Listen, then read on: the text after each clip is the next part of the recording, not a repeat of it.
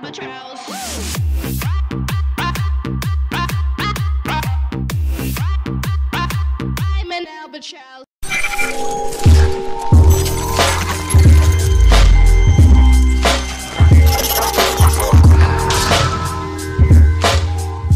you a fan of Billy Joel? While he does have quite a few songs that I like, I wouldn't call myself a fan. His song Why Should I Worry was probably the only memorable thing about Oliver and Company, but I do like some of his songs like Piano Man and We Didn't Start the Fire. Are you a fan of How I Met Your Mother or Breaking Bad? No, I am not. I don't watch much live-action shows besides House and Fringe. If you don't get a lot of ideas for videos, will you do special requests? I have more ideas than I know what to do with, but I am always open to suggestions. Just remember that if you request something, it does not mean that I have an obligation to do it. Maybe it just wasn't good or bad enough for me. Are you planning to do more Family Guy, animated atrocities, or even American Dad? Family Guy, yes. As for American Dad, maybe. I can't really think of any episodes off the top of my head that I would pick. How do you choose which episodes or movies to do for animated atrocities? At first, it was my own knowledge. Things like The Splinter, Everyone Knows It's Bendy, Town and Out, Hunchback 2. But I check in on TV Trope's Dethroning Moment of Suck page, and their So Bad It's Horrible page. I also do some asking around. And then there are some things that are really obvious, like the Disney movie Home on the Range. Do you watch anime? If so, which are your favorites? I don't get too into anime because of the style. The main difference between anime and Western animation is that anime tells overarching storylines. So if you pick a random episode, you'll be totally lost. You've got to start at the beginning. Then again, there are plenty of animes that I have watched. Pokemon and Yu-Gi-Oh! Were major parts of my childhood. Growing up, I loved Zatch Bell, Bo, and Yu Yu Hakusho. I also really liked The Gregory Horror Show and I Me My Strawberry Eggs. That last one was really weird. Really good, but strange. And Gregory Horror Show and Zatch Bell are my favorites. I'm also getting into Kirby Right Back at You, which is definitely one of the better video game adaptations out there. Castle in the Sky and Nausicaa Valley of the Wind are my favorite anime movies, if you're curious about that.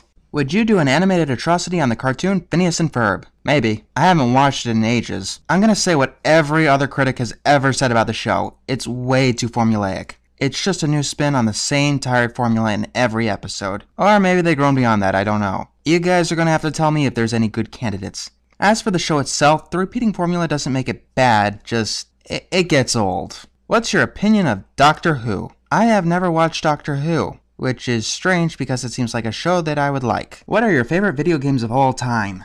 Alright, my top 25 right here. Besides Sissy's Magical Ponycorn Adventure, which is just too awesome to include. Keep in mind that I haven't played all of the games worth playing. By the way, that book is horrible. I did a written review on my DeviantArt. Just check it out. Let's begin.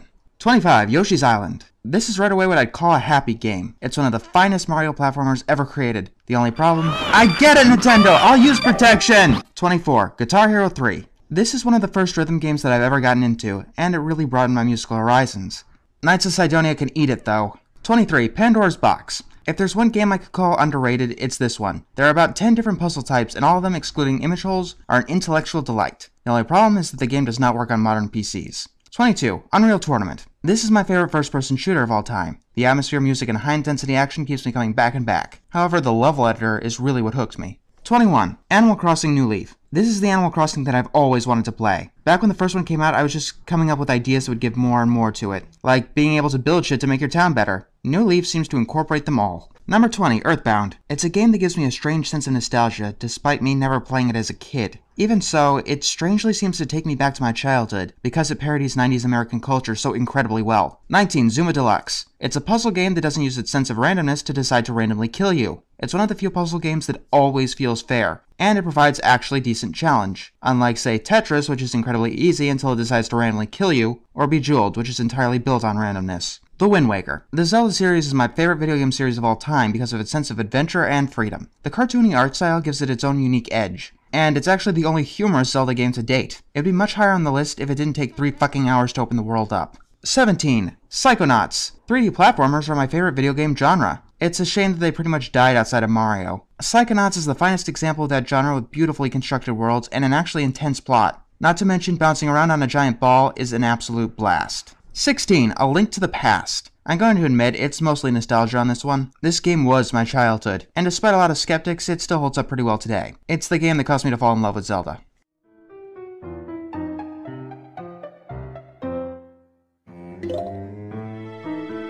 14. Pokemon Ruby and Sapphire. My favorite Pokemon generation is the third one, oddly enough. I'm going to say right now that I skipped out on the second generation, so I don't know anything that downgraded from that. From my perspective, the third generation took a giant leap from Generation 1. Not to mention that I just love the calming environments and the tropical Pokemon. When my last Pokemon experience wasn't even in color, this game definitely managed to blow me away. 13. Roller Coaster Tycoon with expansions. I get to build my own theme parks, which is awesome. I get to charge people money to use the bathroom, which is even more awesome. I get to charge people $20 to get on a roller coaster that kills them. Even more awesome. That's actually part of the reason that I never got too into the third game. You know, besides all the people looking worse than that guy from Intelligent Cube, and the nighttime getting too dark to see anything. And yes, I know that you can turn the nighttime off, but that doesn't change the fact that I should be able to see shit. Number 12. Age of Empires 2. It's the best strategy game of all time. I don't know what to say more than that. There's still an online site dedicated to playing it to this very day. It was a major part of my childhood, and it got me into games such as Empire Earth, Stronghold, Age of Mythology, and Battle Realms. 11. Baldur's Gate. This game is the definition of adventure. While it hasn't aged the best, at least according to Josh Scorcher,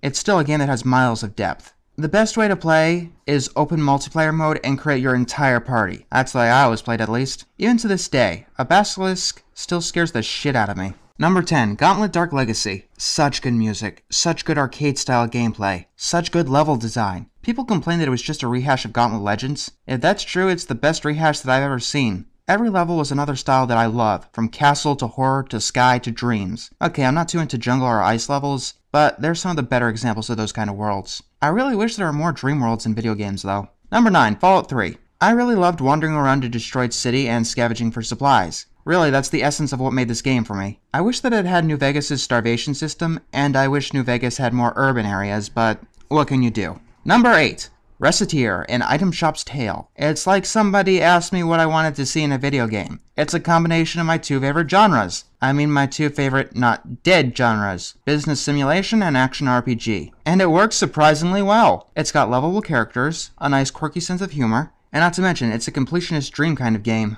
Number 7. Super Mario Bros. 3, my favorite Mario game of all time. A bit less fun than Yoshi's Island, but I don't have to deal with the crying. Instead, I have to deal with the evil fish who wants to eat me, and the angry sun that wants to kill me. Number 6. Minecraft. Who hasn't played Minecraft? If you haven't played Minecraft, it's amazing. It's definitely the most free game that I've ever played, and it's my biggest time sink to this day. Number 5. Ocarina of Time. The first 3D Zelda game really blew me away. This game is absolutely epic, and it knows it. It wants to take you on an adventure, and it's quite an amazing one, with only a few hiccups. Number 4. Majora's Mask. My favorite Zelda game is Majora's Mask. Yeah, I'm really into the darker stuff, especially when it's married to lighthearted stuff. My favorite Disney movie after all is The Hunchback of Notre Dame, remember?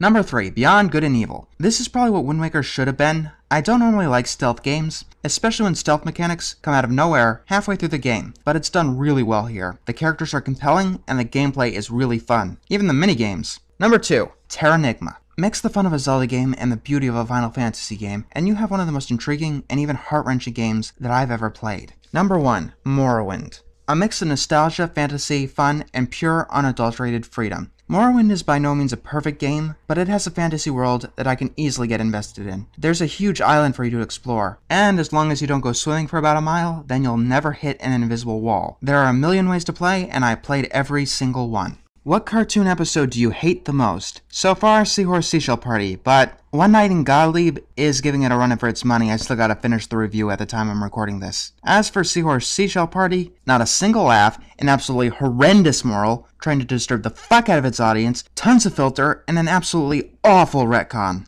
What's your religion? I am agnostic. Who is your favorite background pony? Applejack. Just kidding, I'm kidding. Besides the obvious, I'll go with Octavia. Will you ever do an animated atrocity on a Pokemon episode? Well, there is that episode that gave like 600 kids seizures. What would you love to see in Season 4 of MLP? I made a video about this, my Season 4 wish list. I'll annotate it, maybe.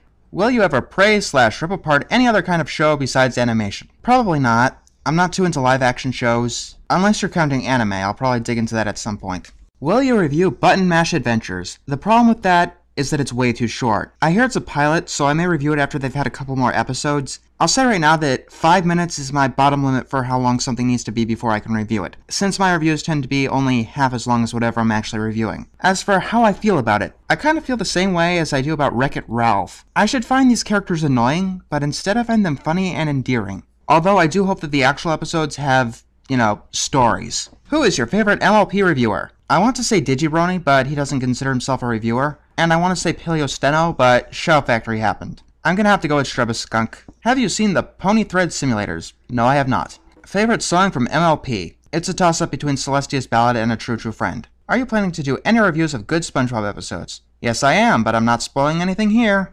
Will you do reaction videos of MLP YouTube poop/fandom? No, I will not. The face thing before kinda prevents it. What are your thoughts on South Park? It's too raunchy for my tastes. I know that it isn't all raunch, and it can be genuinely funny, but the raunch keeps me away. There are a couple of candidates for animated atrocities, if I ever get over myself. They fall under the bad episodes of good cartoons category. When it comes to raunch, Family Guy is about my limit, and sometimes even Family Guy crosses that limit, such as in Brian Griffin's House of Pain. What is your favorite video so far? The favorite video that I made? The one that I probably had the most fun making was my Equestria Girls review. It's definitely one of my most popular. I put the most effort into my Magical Mystery Cure review. That one took like 12 hours of work. And then there's just putting your hoof down, which I loved ripping into, despite its negative after effects. And I'm liking how my Samurai Jack top 10 turned out, and my Hunchback 2 review.